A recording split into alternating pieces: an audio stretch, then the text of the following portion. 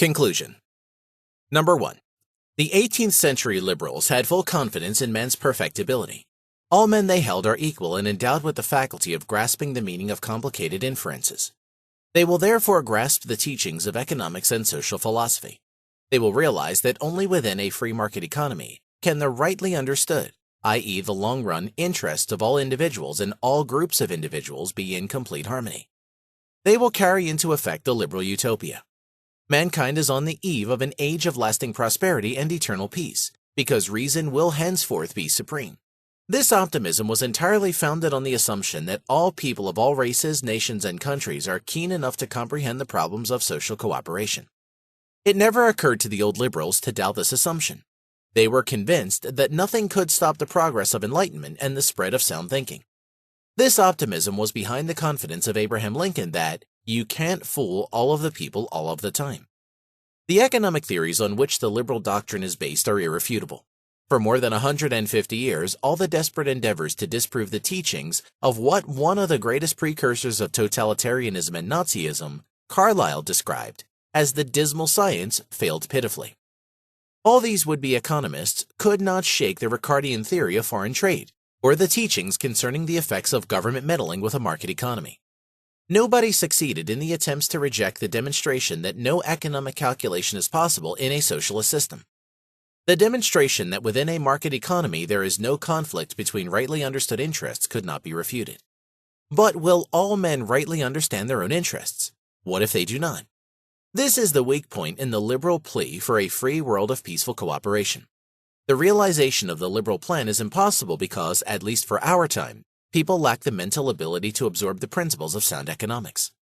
Most men are too dull to follow complicated chains of reasoning.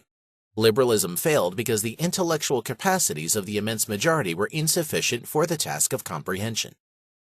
It is hopeless to expect a change in the near future. Men are sometimes not even able to see the simplest and most obvious facts.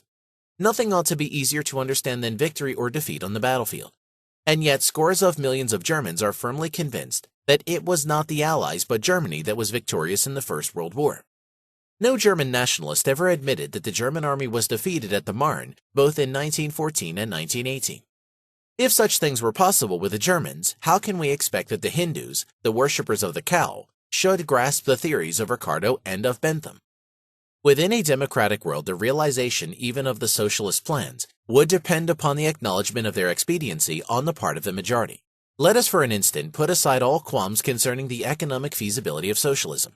Let us, for the sake of argument, assume that the socialists are right in their own appraisal of socialist planning.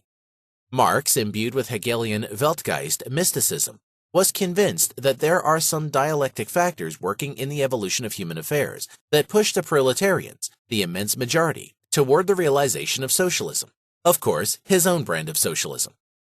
He tacitly assumed both that socialism best suits the interests of the proletariat and that the proletarians will comprehend it. Said Franz Oppenheimer, once a professor of the Marxian-dominated University of Frankfurt, "The individual errs often in looking after his interests. A class never errs in the long run." Recent Marxians have abandoned these metaphysical illusions. They had to face the fact that although socialism is in many countries the political creed of the vast majority, there is no unanimity with regard to the kind of socialism that should be adopted. They have learned that there are many different brands of socialism and many socialist parties fighting one another bitterly. They no longer hope that a single pattern of socialism can meet with the approval of the majority, and that their own ideal will be supported by the whole proletariat. Only an elite, these Marxians are now convinced, has the intellectual power to understand the blessings of genuine socialism. This elite, the self-styled vanguard of the proletariat, not its bulk, has the sacred duty, they conclude, to seize power by violent action, to exterminate all adversaries, and to establish the socialist millennium. In this matter of procedure, there is perfect agreement between Lenin and Werner Sombart, between Stalin and Hitler. They differ only in respect to the question of who the elite is. The liberals cannot accept this solution. They do not believe that a minority, even if it were the true elite of mankind, can lastingly silence the majority. They do not believe that humanity can be saved by coercion and oppression. They foresee that dictatorships must result in endless conflicts, wars, and revolutions. Stable government requires the free consent of those ruled. Tyranny, even the tyranny of benevolent despots, cannot bring lasting peace and prosperity. There is no remedy available if men are not able to realize what best suits their own welfare. Liberalism is impracticable because most people are still too unenlightened to grasp its meaning. There was a psychological error in the reasoning of the old liberals. They overrated both the intellectual capacity of the average man and the ability of the elite to convert their less judicious fellow citizens to sound ideas. Number 2, the essential issues of present-day international problems can be condensed as follows. Number 1, durable peace is only possible under perfect capitalism. Hitherto, never and nowhere completely tried or achieved. In such a Jeffersonian world of unhampered market economy, the scope of government activities is limited to the protection of the lives, health, and property of individuals against violent or fraudulent aggression. The laws, the administration, and the courts treat natives and foreigners alike. No international conflicts can arise. There are no economic causes of war. Number 2, the free mobility of labor tends toward an equalization of the productivity of labor and thereby of wage rates all over the world. If the workers of the comparatively underpopulated countries seek to preserve their higher standard of living by immigration barriers, they cannot avoid hurting the interests of the workers of the comparatively overpopulated areas. In the long run, moreover, they hurt their own interests too. Number 3, government interference with business and trade union policies combine to raise domestic costs of production and thus lower the competitive power of domestic industries. They therefore would fail to attain their ends even in the short run if they were not complemented by migration barriers, protection for domestic production, and in the case of export industries by monopoly. As any dependence on foreign trade must restrict a government's power to control domestic business, interventionism necessarily aims at autarky. Number 4, socialism, when not operated on a world scale, is imperfect if the socialist country depends on imports from abroad and therefore must still produce commodities for sale in the market.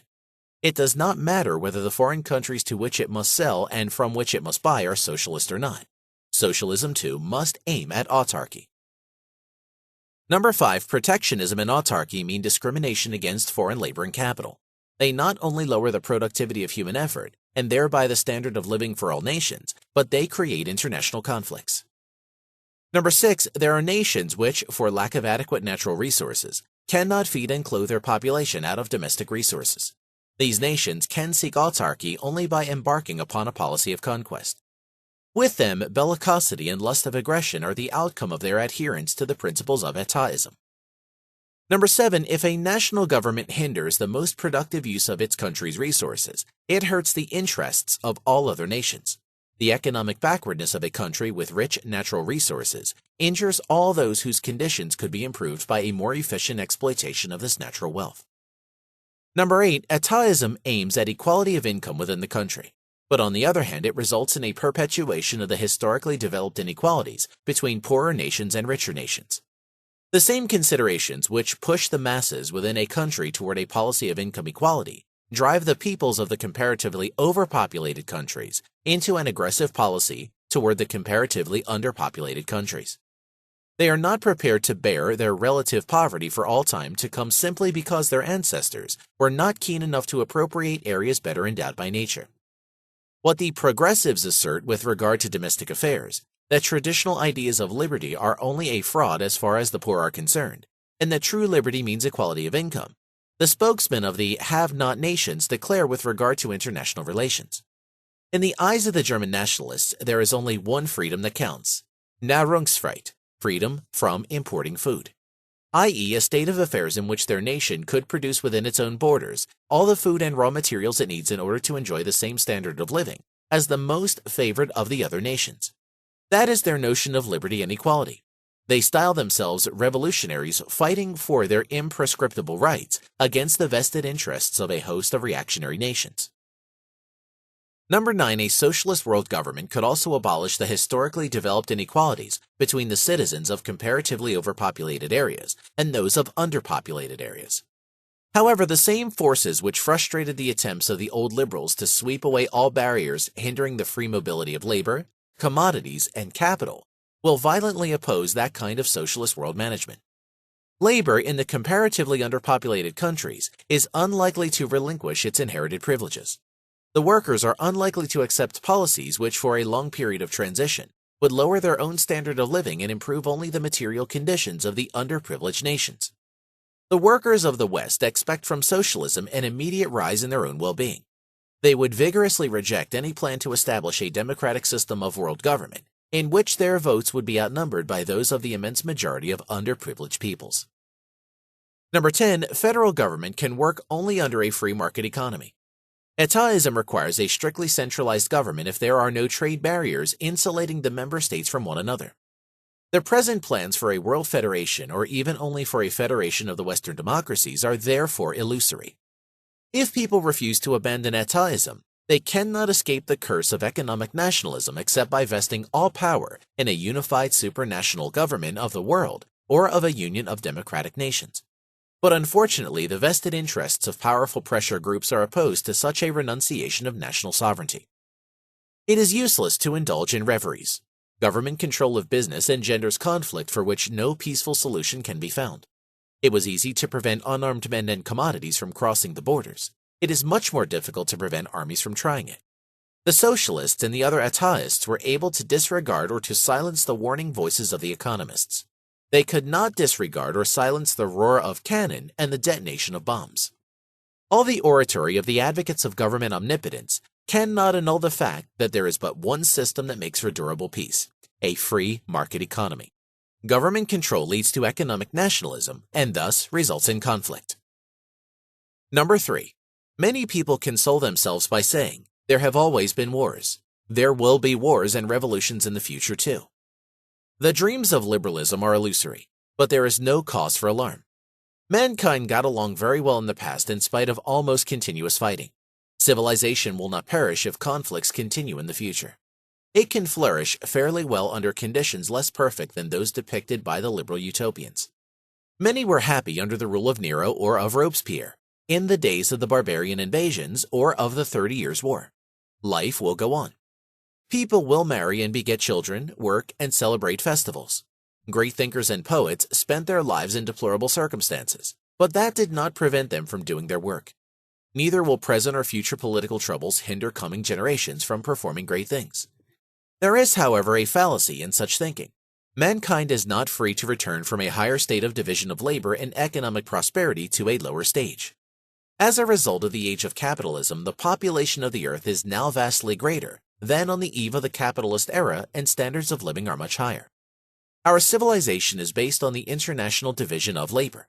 It cannot survive under autarky. The United States and Canada would suffer less than other countries, but even with them, economic insulation would result in a tremendous drop in prosperity. Europe, whether itself united or divided, would be doomed in a world where each country was economically self-sufficient. We have to consider further the burden of continuous war preparedness which such an economic system requires. For instance, in order to be in a position to repel onslaughts from Asia, Australia and New Zealand would have to be transformed into military camps.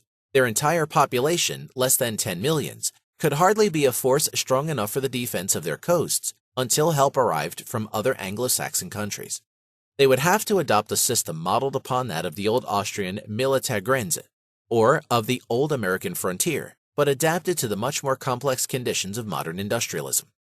But those gallant Croats and Serbs who defended the Habsburg Empire, and thereby Europe against the Turks, were peasants living in economic self-sufficiency on their family homesteads. So were the American frontiersmen. It was a minor calamity for them when they had to watch the borders rather than till the soil. Their wives and children in their absence took care of the farms. An industrial community cannot be operated on such terms. Conditions will be somewhat better in other areas, but for all nations the necessity of being ready for defense will mean a heavy burden. Not only economic but moral and political conditions will be affected. Militarism will supplant democracy, civil liberties will vanish wherever military discipline must be supreme.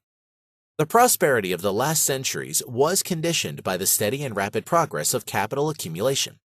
Many countries of Europe are already on the way back to capital consumption and capital erosion. Other countries will follow. Disintegration and pauperization will result. Since the decline of the Roman Empire, the West has not experienced the consequences of a regression in the division of labor or of a reduction of capital available. All our imagination is unequal to the task of picturing things to come. Number 4. This catastrophe affects Europe primarily. If the international division of labor is to disintegrate, Europe can only feed a fraction of its present-day population, and those only at a much lower standard. Daily experience, rightly understood, will teach the Europeans what the consequences of their policies are. But will they learn the lesson? This has been Omnipotent Government, The Rise of the Total State and Total War. Written by Ludwig von Mises, narrated by Millian Quinteros. The Mises Institute hopes you have enjoyed this audiobook. For a world of free market literature, media, and discussion, visit Mises.org, MISES.org.